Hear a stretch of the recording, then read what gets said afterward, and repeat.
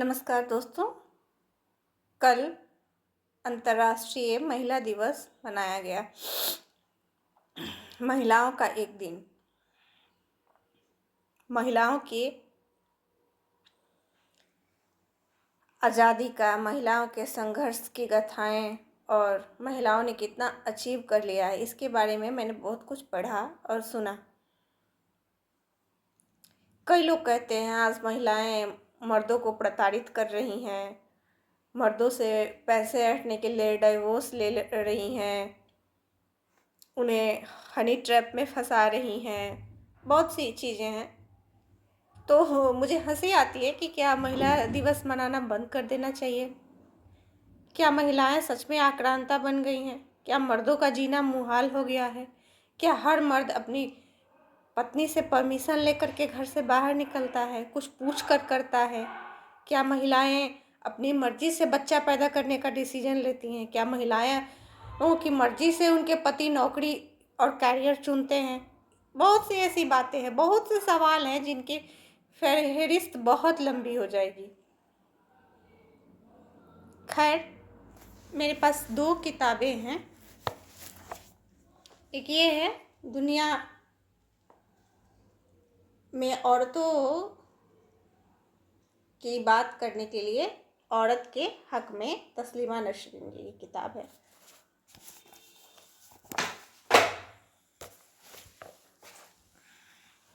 और एक किताब है दुनिया में औरत,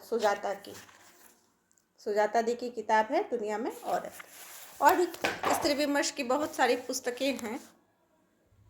तो क्या आवश्यकता है इन पुस्तकों की? हमें लगता है कि अब हमें स्त्री विरोध में प्रचारित करना चाहिए, पुरुष विमर्श की बात करनी चाहिए। जैसे कुछ महिलाएं ही मैं देखती हूँ प्रतिदिन कुछ न कुछ पुरुषों के विरोध में कहती हैं। मैं इन दोनों पुस्तकों से थोड़ा थोड़ा पढ़ के आपको सुनाना चाहूँगी।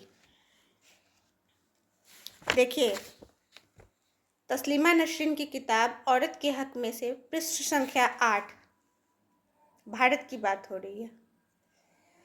मैं भारत घूमने गई थी। मैं कलकत्ता, दिल्ली, आगरा, जयपुर, शिमला, कश्मीर घूमकर लौट आई। यह जानकर लोगों ने मुझसे सबसे पहला जो सवाल किया वह था, साथ में कौन था?